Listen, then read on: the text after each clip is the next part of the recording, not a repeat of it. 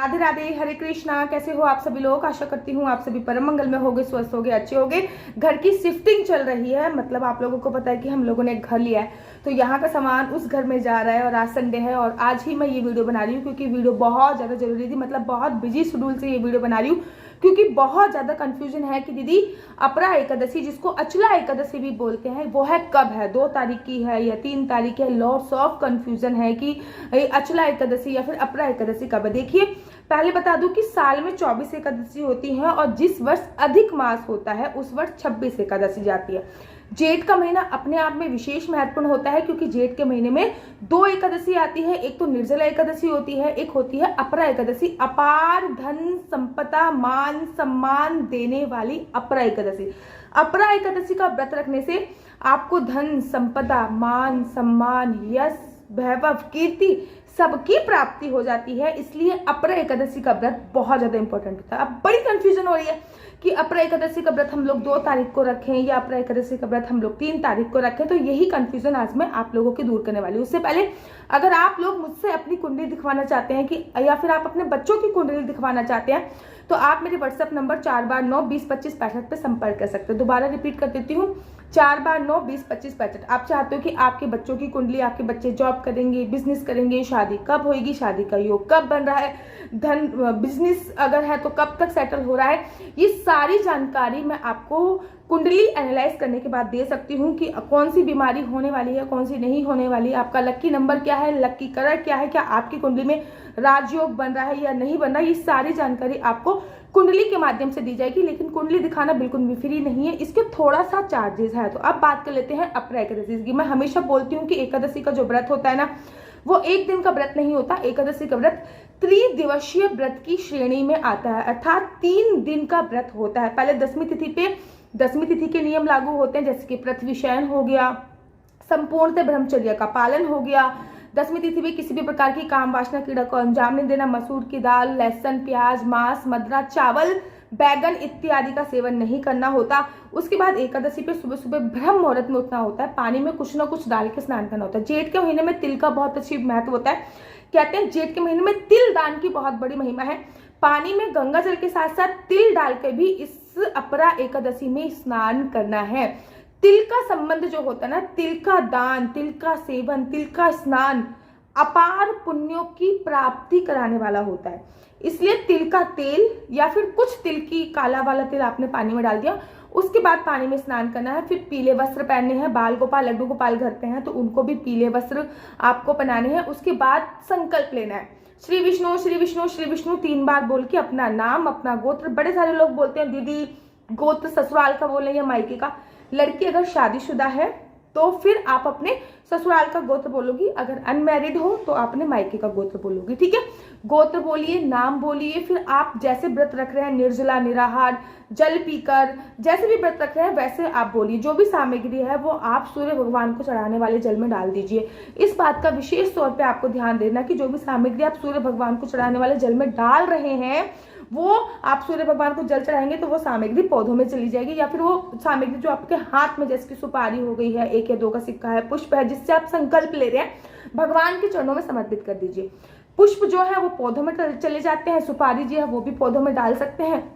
1 या 2 के सिक्के में कुछ दक्षिणा मिलाकर द्वादशी वाले दिन आप लोग दान कर सकते हैं। उसके बाद महात्म पढ़िए। हर कथा में महात्म का विशेष महत्व होता है। महात्म पढ़ने के बाद आप भगवान को भोग लगाइए और उसके बाद आरती करिए। ये तो होता है एकादशी की पूजा का नियम। फिर तुलसी महारानी के पास जाइए, तुलसी महारानी की पूजा अर्चना वंदना कीजिए, तुलसी महारानी पे दीप प्रज्वलित कीजिए, तुलसी महारानी की परिक्रमा कीजिए, 4 परिक्रमा कीजिए। तुलसी महारानी के पास लड्डू गोपाल को रखिए, उनकी 4 परिक्रमा कीजिए। फिर वहीं पे आसन बिछाकर मंत्र जाप कीजिए। जो भी आपके गुरु ने मंत्र जाप दिया है वो सबसे ज्यादा सर्वोत्तम होता है। उसके बाद अगर गुरु ने कोई मंत्र जाप नहीं दिया तो आप ओम नमो भगवते वासुदेवाय का भी जाप कर सकते हैं, या फिर आप महामंत्र हरे कृष्ण कृष्ण कृष्ण हरे हरे, हरे राम राम राम हरे हरे का भी जाप कर सकते हैं। तो अब मैं आपको बताती हूँ कि अपरा एकादशी कब है। लेकिन एकादशी पर किसी की निंदा, किसी की चुगली इत्यादि आपको नहीं करनी होती है। सुबह सुबह शयन नहीं करना होता, मतलब दोपहर को सोने की साफ साफ मनाही होती है। इस बात का आपको ध्यान रखना है कि जेठ के महीने में दोपहर को नींद बहुत आती है, लेकिन एकादशी पे कंट्रोल करना है। एकादशी पे रात में भी नहीं सोया जाता, आप दोपहर की बात कर रहे हैं। रात की पूजा के लिए भी कुछ विशेष नियम है, जैसे कि घर के मुख्य द्वार पर 2 दीपक, आप 2 दीपक जलाइए, तुलसी माता पे दीपक जलाइए। जेठ का महीना चल रहा है, मटका दान करने की बहुत बड़ी महिमा है, पानी दान करने की बहुत बड़ी महिमा है। लिक्विड ठंडा पेय पदार्थ आप लोग दान कर सकते हैं, जितना भी ज्यादा आप लोग को दान करना है वो आप कर सकते हैं। उसके तत्पश्चात आपको करना क्या है, शाम की पूजा अर्चना वंदना कीजिए और शाम को अखंड ज्योत एक अवश्य जलाइए, क्योंकि आप तो सो जाते हो, आपकी अब्सेंट में अखंड ज्योत जो होती है वो साक्षी होती है कि अखंड ज्योत जल रही है, अर्थात आपकी अब्सेंट में आपका साक्षी जल रहा है। ठीक है। अगले दिन द्वादशी पे व्रत का जो पारायण होता है, पहले वो किसी को खिलाना होता है, फिर व्रत का पारायण होता है। तो मैंने पंचांग देखा आज, फिर पंचांग देख के सबकी कुंडली निकाल रही थी, तो मेरे को लगा कि पंचांग देख के सबसे पहले मैं आप लोगों को ये बता दूं कि आखिर एकादशी कब है। देखिए इस बार बड़ी कंफ्यूजन रहेगी एकादशी में, क्योंकि हो रहा है ना वो रविवार वाले दिन सुबह सुबह 5:05 पे हो रहा है। सूर्य उदय उससे पहले हो जाएगा, अर्थात 5:05 से पहले दसवीं तिथि है, और कहते हैं कि दसवीं तिथि युक्त एकादशी का व्रत रखने से राक्षसों को बल मिलता है, इसलिए दसवीं तिथि युक्त एकादशी नहीं रखनी चाहिए। लेकिन जब 3 जून को एकादशी तिथि का जो विश्राम हो रहा है वो सुबह सुबह 4:41 पे हो जाएगा, अर्थात 2:41 पे हो जाएगा, लगभग 3 बजे हो जाएगा, तब सूर्य उदय नहीं हो रहा, अर्थात सूर्य उदय वाली द्वादशी तो मिल रही है हमें, लेकिन एकादशी इस तिथि में बिल्कुल भी नहीं मिल रही। मैं ये नहीं कह सकती कि एकादशी के साथ द्वादशी का मिलन हो रहा है तो आप 3 तारीख को व्रत रखिए, बड़ी कंफ्यूजन है। तो आप 2 तारीख को भी व्रत रख सकते हैं और आप 3 तारीख को भी व्रत रख सकते हैं, दोनों दिन व्रत भी रख सकते हैं। चाहो तो आप 2 तारीख को व्रत रख सकते हैं, क्योंकि 2 तारीख को पूरे दिन एकादशी रहने वाली है। हाँ, सुबह सुबह कुछ क्षण के लिए दसवीं युक्त एकादशी है, लेकिन पूरे दिन एकादशी रहने वाली है। ठीक उसी प्रकार से अगर आप 3 जून को व्रत रखोगे तो 3 जून को एकादशी नहीं मिलने वाली, सूर्य उदय के साथ एकादशी उससे पहले ही विश्राम हो रही है, 2:41 पे एकादशी का विश्राम हो जाएगा। सूर्य उदय के साथ हमें एकादशी तिथि नहीं मिल रही है सोमवार को 3 तारीख को। द्वादशी तिथि का व्रत वैष्णव लोग रखेंगे।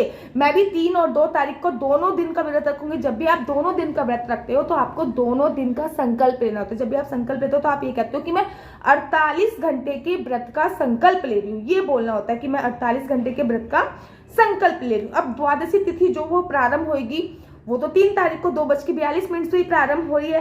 ठीक इसी प्रकार से द्वादशी तिथि का जो विश्राम होगा वो 4 तारीख को 12:18 पे हो जाएगा रात्रि के समय। अब आपको व्रत के पारायण जो है वो कब तक करना है, व्रत का पारायण अगर आप 9:55 के बीच में होगा। याद रखिए जो लोग 2 तारीख को व्रत रख रहे हैं, क्योंकि खाटू श्याम में व्रत 2 तारीख को रखा जाएगा और वहीं चैतन्य संप्रदाय में अर्थात इस्कॉन टेम्पल में व्रत 3 तारीख को रखा जाएगा। तो जो लोग 2 तारीख को व्रत रख रहे हैं वो 3 तारीख को व्रत का पारायण करेंगे, जो लोग 3 तारीख को व्रत रख रहे हैं वो 4 तारीख को व्रत का पारायण करेंगे, जो लोग 2 तारीख को व्रत रख रहे हैं वो 3 तारीख को व्रत का जो पारायण करेंगे वो 8:35 से लेकर 10 बजे के बीच में करेंगे।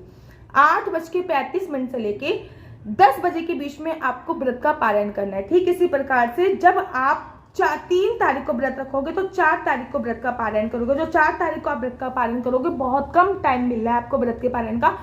आपको 5:30 बजे से लेकर 6:30 बजे तक के बीच में एनी हाउ व्रत का पारायण करना है। अगर आप दोनों दिन व्रत रखना चाहते हो तो आप 2 तारीख और 3 तारीख को भी व्रत रख सकते हो और आप 4 तारीख को व्रत का पारायण कर सकते हो। बेसिकली मैं क्या करूंगी ये तो सभी लोग जानते हैं। तो भाई मैं 2 तारीख और 3 तारीख दोनों दिन व्रत रख लूंगी। मैं 10वीं तिथि के नियम 1 तारीख को फॉलो करूंगी। आशा करती हूँ आपको मेरी वीडियो अच्छी लगती होगी। अगर आपको मेरी वीडियो अच्छी लगती है तो आप अपना यूट्यूब चैनल हरि बोल को लाइक शेयर सब्सक्राइब करना बिल्कुल भी मत भूलिए। तब तक के लिए मुझे दीजिए इजाजत। राधे राधे, हरे कृष्णा, हरे